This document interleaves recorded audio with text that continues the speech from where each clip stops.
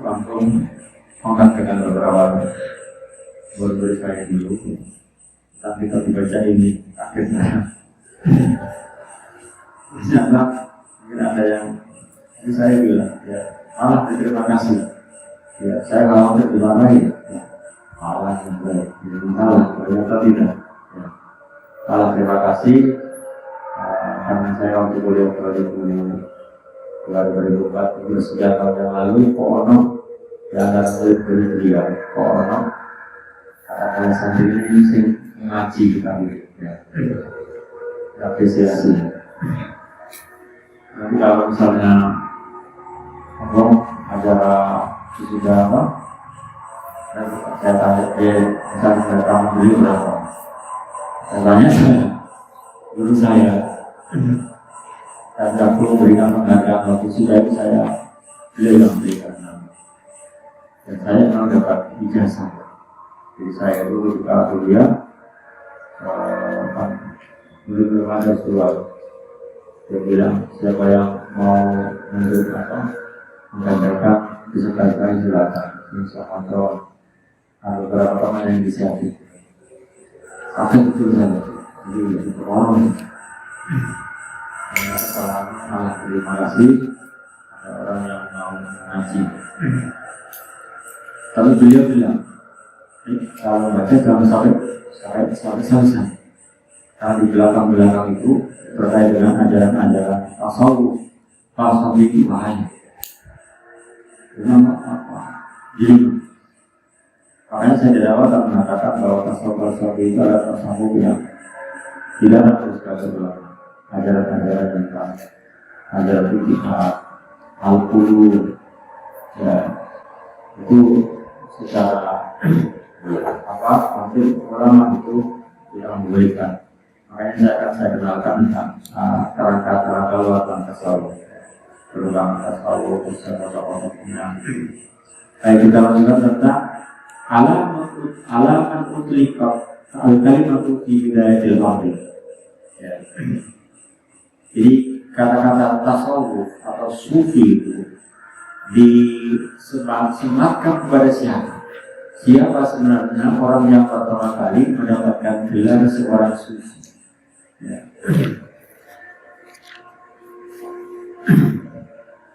Banyak al-bahis. Jadi karena kita bicara kita peserta, tentunya sudah melalui sebuah kajian. Kalau saya lihat di pernah mengasih kitabnya. Kalau umumnya sudah berapa? Kalau kita kata soal itu sudah sekali. Apalagi Indonesia, apalagi alam.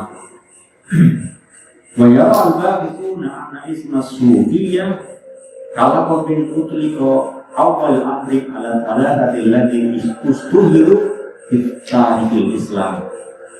Jadi para ulama yang melakukan kajian, orang-orang yang melakukan penelitian, melakukan kajian tentang nama tasawuf itu adalah sebuah gelar yang pertama kali melekat atau disematkan kepada orang-orang yang terkenal di dalam sejarah perkembangan peradaban Islam, terutama dalam kajian sufi. Bianahu min zuhadil Kufah. Jadi nama sufi itu dilekatkan kepada orang-orang yang 3 orang tokoh, orang-orang zuhud dari kota Kufah. Mari kan perdebatan tentang wilayah mana, area mana munculnya, yang daerahnya menjadi basis daripada tasawuf. Ya. Ada yang mengatakan Kufah, ada yang mengatakan Basra, ya, antara beberapa tokoh itu beda-beda. Nah, kemudian disebutkan dalam kitab ini bi'annahu min zuhadil Kufah. Jadi istilah sufi itu dilekatkan, disematkan pada beberapa tokoh, 3 orang tokoh, orang-orang zuhud di kota Kufah. Antara lain adalah Jabir bin Hayyan, Jabir bin Hayyan, kemudian Abu Hashim dan Abdul. Misalnya begini, Jabir bin Hayyan, Abu Hashim, dan Abdul. Abu Hasim dan Jabir bin Hayyan dan Abdul bin orang. Ini adalah orang yang pertama kali disematkan ya istilah sufi pada beliau. Ini adalah dalam kajian sejarah etika ini. Jadi pertama kali orang yang memunculkan, orang yang mendapatkan semat gelar seorang sufi adalah kita. Ya.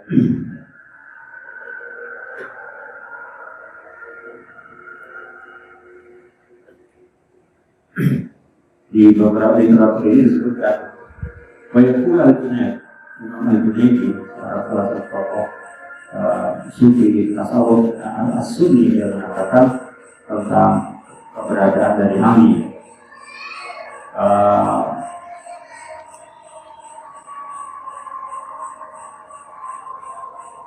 Di sini ada sebuah keterangan dalam kitab Al-Lumah Imam At-Tusi bahwa memang kalau di dalam kajian tasawuf itu ada namanya ilmu laduni.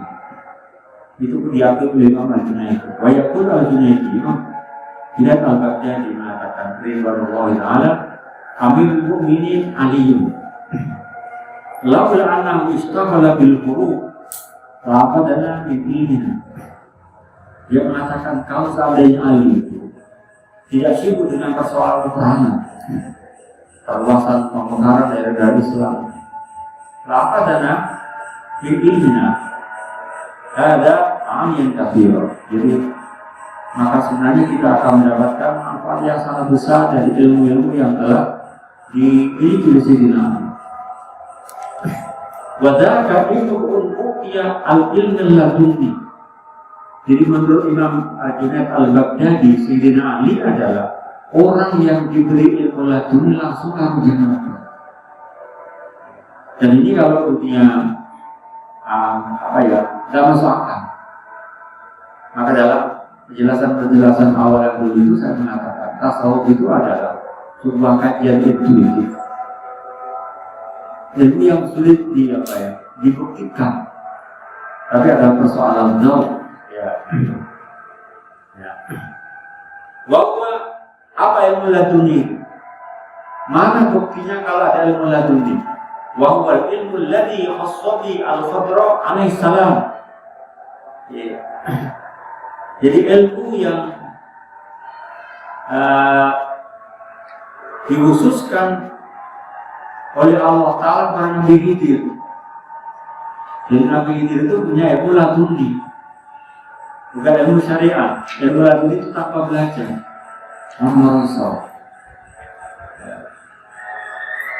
Coba ketika Nabi Musa itu kan berguru kepada Nabi Khidir.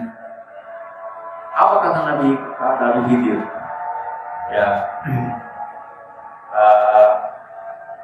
Ketika diajak, oke, kalau saudara akan belajar dengan saya, ikut saya. Ketika dalam perjalanan ada kapal tenggelamkan, anak kecil dibunuh, ada rumah toyo berokokan. Selalu bertanya Nabi Musa itu. Akhirnya karena dia gak sabar, apa kata Nabi Khidir? Wahada firaku baini wa bainika sauna juga bitakhir anak alaihissalam. Itulah sulitnya dipertemukan antara ilmu syariah dengan ilmu tasawuf. Laduni ini adalah bagian daripada ilmu tasawuf.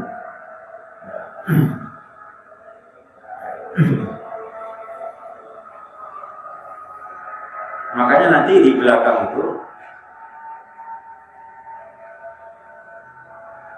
coba dikatakan wala jitu asufi asyair ibn al-Farid ada ilmu al-badina wa ta'wil ila Imam Ali bin Abi Thalib.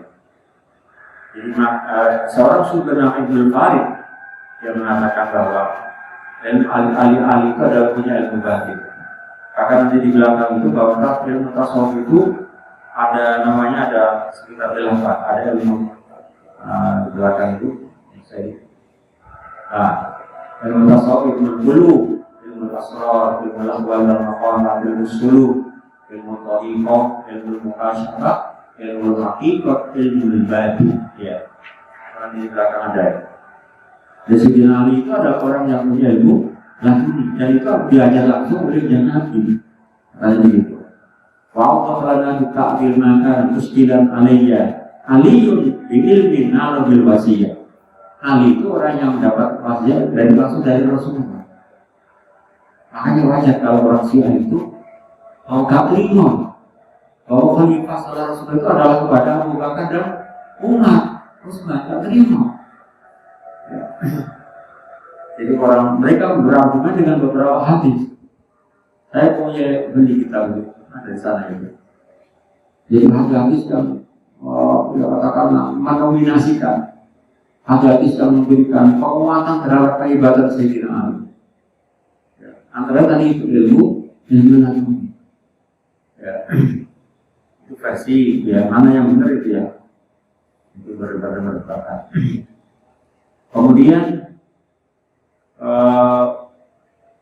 Bapak Stor Ibnu Arabi.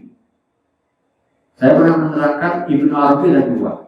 Ada Ibnu Arabi yang mufassir, ya, yang punya kitab namanya Ahkamul Quran. Itu Ibnu Arabi yang mufassir. Ada Ibnu Arabi yang seorang sufi yang punya kitab namanya,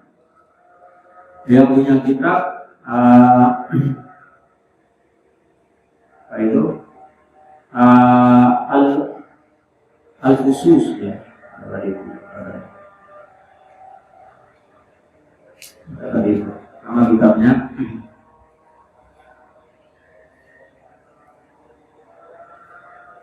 Al-Lumah deh. Ya.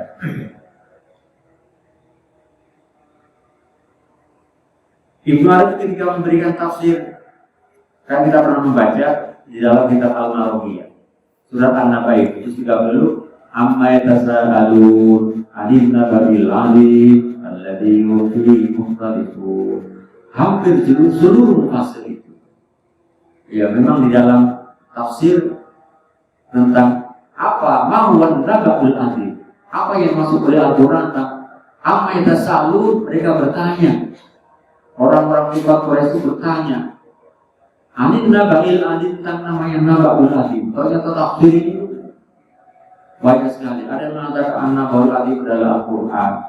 Ada yang mengatakan nabaul azim adalah Al-Qiyamah.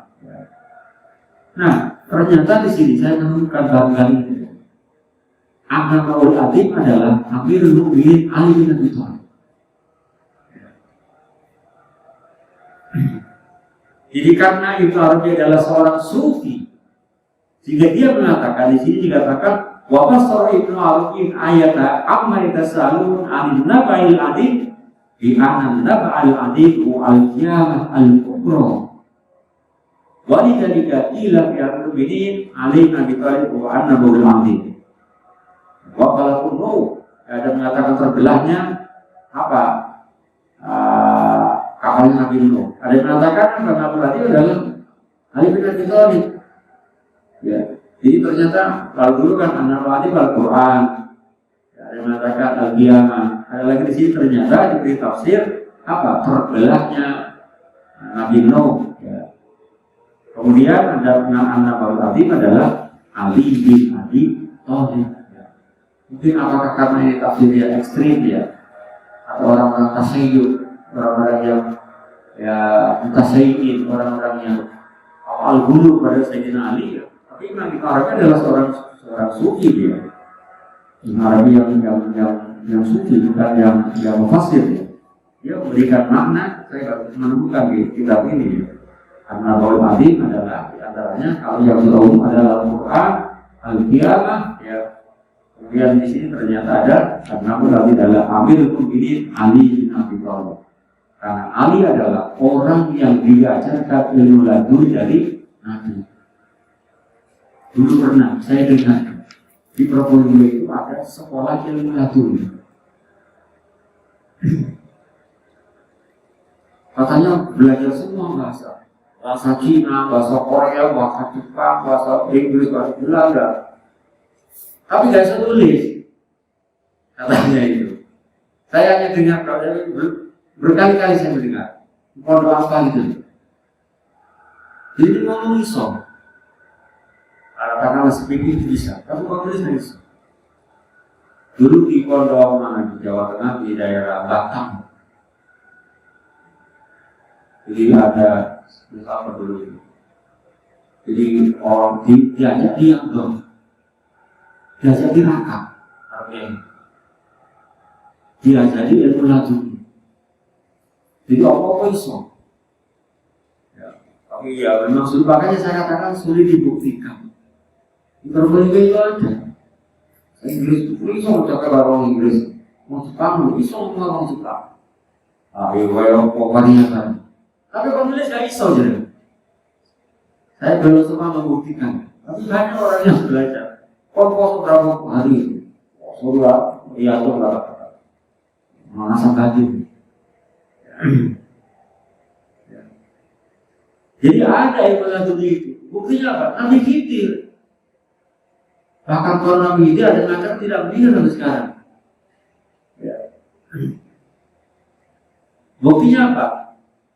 Musa dengan Nabi Khidir ini kan bicara tentang persoalan syariat dan hakikat ya. Katakan tasawuf. Karena untuk ilmu Nabi Musa itu. Akhirnya oke kalau gitu. Ketika dari awal sudah ditakut, sampai nanti kalimat saya menjadi guru dengan aku agak takut, apa saya jantung lah sampai. Apa yang saya lakukan sampai diam. Ketika menemukan yang janggal tanya, janggal tanya, ada kapal tenggelamkan, anak kecil dibunuh tanya. Akhirnya apa?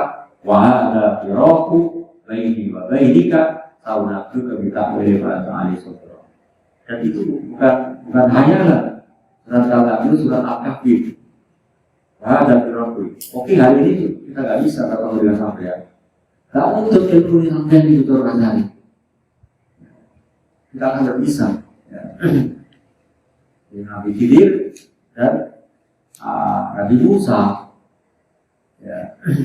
Ada mengatakan begitu juga Nabi yang mengatakan Abdul Shalihun.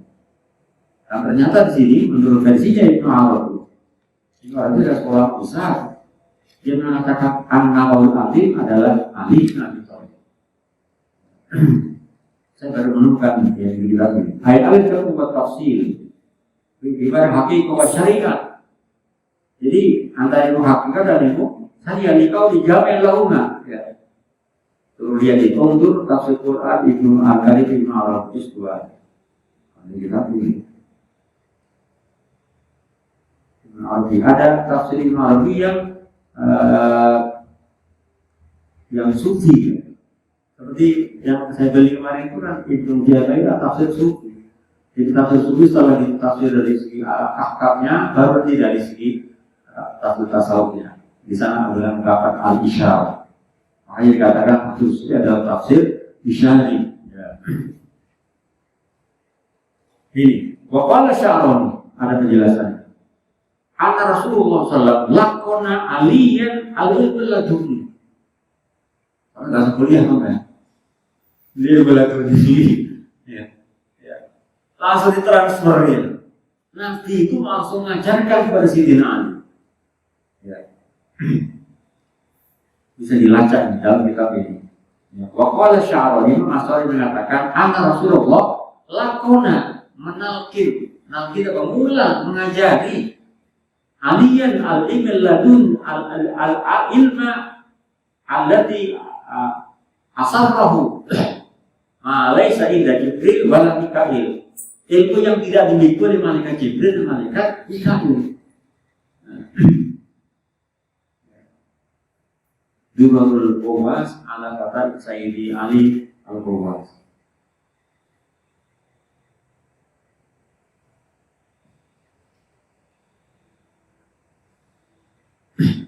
Muntukana surat tartibil alimi karena aliyun muntuk nafasat al-ardu wa kana zamanu aliyun dari al-fatiqul ladhi intas'aba wa khaybaron qabla al-wahidah. Ini adalah beberapa katakanlah hal-hal yang menjelaskan tentang kelebihan Sayyidina Ali. Ya. Karena kalau rahasia itu luar biasa Pak. Ya, perbedaan seperti yang saya terangkan kemarin itu adalah memang antara Syiah dengan Sufi tidak bertemu tentang konsep tentang namanya al-imamah atau al-khilafah, al-wilayah. Jadi persoalan apakah yang menjadi khalifah setelah Rasulullah itu adalah Abu Bakar, Ali, ini yang menjadi perdebatan. Kalau orang Persia mengatakan Abu Bakar, Umar, ada orang yang mensabotase. Kalau kudeta, orang yang mensabotase jabatan kepemimpinan setelah Rasulullah. Orang yang berat jadi khalifah dalam Nabi adalah Ali. Ali adalah menantunya. Banyak akalnya. Maka tadi saya katakan di dalam hadis yang penelitian itu banyak seorang mahasiswa menulis beberapa kitab yang menulis tentang beberapa kelebihan Sayyidina Ali. Ya. Ini adalah ketika orang disemayatkan gelar Asufi adalah Jabir bin Hayyan, Abu Hazim dan Abdul. Ya. Kemudian ini adalah penjelasan siapa Jabir itu. Ismu Al-Kamil Abu Abdillah, Wakil Abu Musa, Jabir bin Hayyan ibnu Abdillah Al-Kufi, Al-Azdi, Al-Ma'ruf Bisufi. Jadi ternyata Jabir bin Hayyan ini adalah seorang ahli kimia, sohibu kimia, jadi seorang eksak dia. Kalau kuliah di urusan fisika, kimia, sinyur, dia adalah orang yang berpaham Syiah. Jadi memang kita tidak boleh fanatik. Ternyata dia berjanji dia. Jika itu yang haram adalah diduga kuat adalah orang yang berpaham Syiah. Maka kemarin disebutkan bahwa relasi antara Syiah dan Sufi itu sangat kental sekali. Beberapa kitab yang saya katakan al-alaqah baina tasawuf wa tasyawuf, al-alaqah baina sufiyah wa syiah, itu ada beberapa data-data yang memberikan penguatan bahwa ada relasi paham antara Syiah dan Sunni, ya. Terutama yang terkait dengan persoalan-persoalan tasawuf. Ya. So buktinya Syi'iyun yang kubalau disuruh madhabun khosun. Ya. Ini adalah bukan anak suami jabat as-sadiq. Jabat as-sadiq adalah di antara 12 imam menurut versi Syiah. Wazama qaulun minal falasifa anna mungkan minhum. Dia adalah orang-orang ahli filsafat. Maka wazama ahlu kinan azabat fitrah analia saat kita bila dikasih. Dikatakan orang-orang yang ahli eksak. Kila inalkan hidup dari al-tarawih. Wa sahabat Ja'far bin Yahya bahwa al-Barnaki. Kalau terdapat riwayat Allah seperti itu, jadi banyak riwayat yang beberapa versi. Sama wasiatnya apa? Tempat kelahirannya. Jadi namanya bahasa Arab itu Aina masqatu rosi. Nah, jangan jadikan apa dasar belum. Istilah itu. Kalau saya ditanya, Aina masqatu roksika, di mana kelahiran kamu? Namanya masqatu roksi. Jadi begini. Wow. Wadadarokat ar-riwayat hawala sakti roksi. Banyak sekali bervariasi ya, bermacam-macam tentang beberapa riwayat tentang tempat kelahirannya, sakti kelahirannya. Oke, lagi nama Farisiun. Versi, tadi sekarang di Iran versi. Jadi bukan versi Prancis bukan. Furs asal Iran. Wida fitus, ya, Borosa, Mukilai namanya Tusus. Itu adalah beberapa pendapat. Tauna periwayat terdapat Yunaniun. Ada orang Yunani, negara Yunani. Asal utara Islam, masuk Islam. Maka tim Ja'far as-Sadiq. Dia dalam murid Ja'far as-Sadiq. Ja'far as-Sadiq adalah salah satu di antara 12 imam. Ya, di dalam ajaran Syiah ada namanya Imam 12. Setelah Ali, Hasan, Husain jalan terus sampai yang terakhir adalah antaranya adalah Ja'far as-Sadiq. Yang terakhir adalah ada 12 imam namanya Imam yang masuk.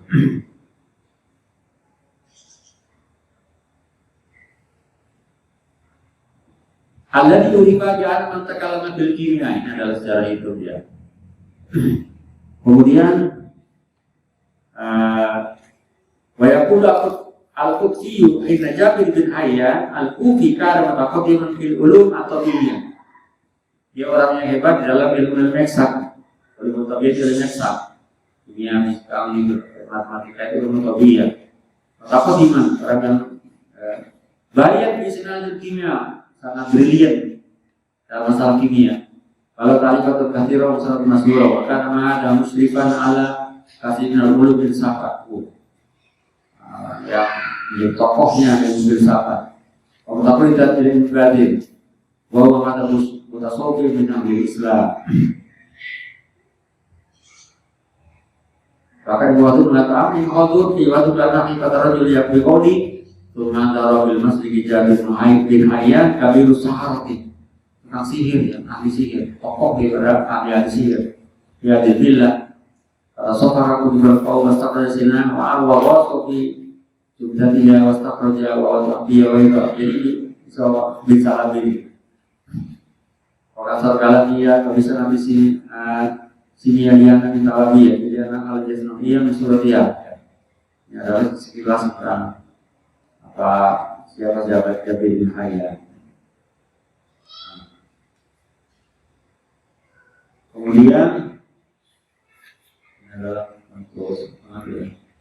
Abu Hasyim. Ya.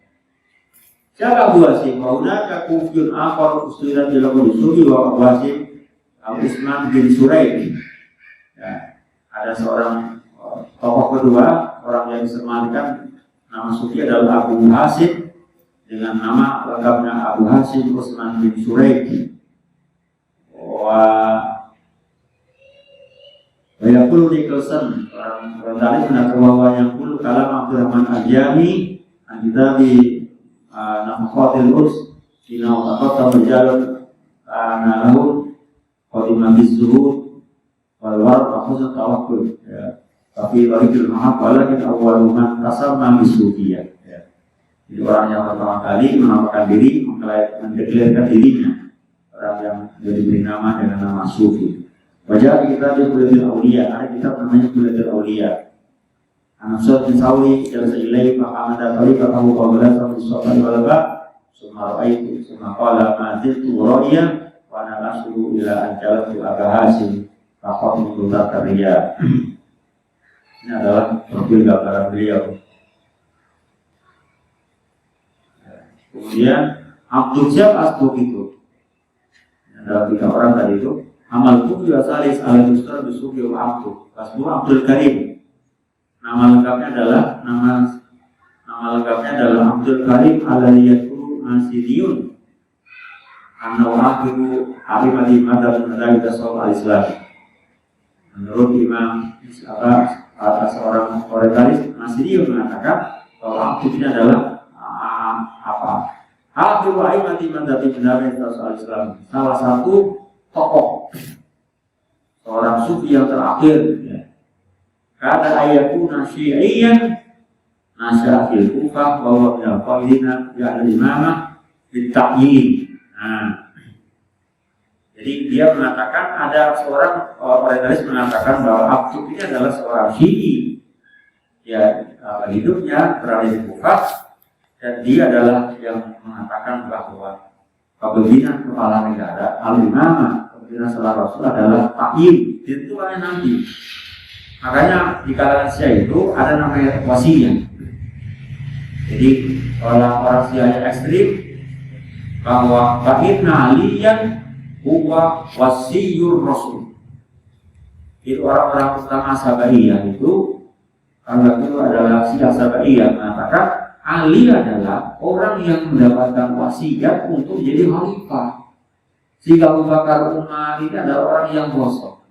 Maka ketika menafsirkan Al-Baqarah itu siapa? Aisyah. Ya. Itu di beberapa tafsir seperti itu di Al-Bulaini. Ini adalah yang ekstrim. Bita'in ditentukan. Ya, ada 5 bita'in. Maka ada kullu agama wa mata bidata.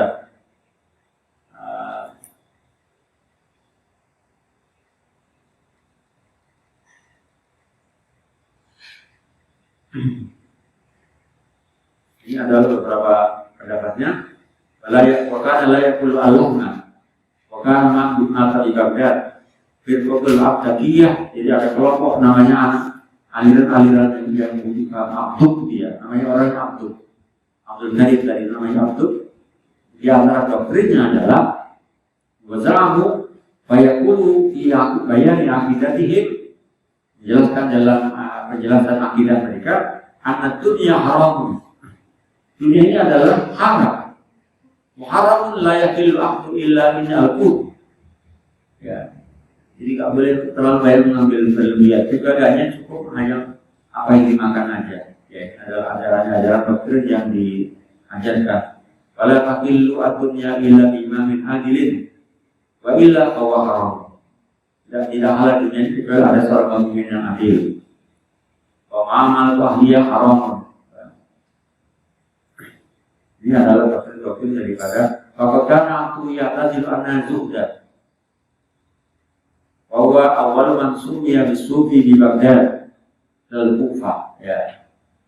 Pertama kali diberi nama, diberi gelar sufi di kota Kufah. Itu adalah beberapa doktrin tentang ajaran-ajaran daripada Abdul itu sendiri. Waktu itu ini, Bapak tabayyana setelah dari penjelasan kalian di atas.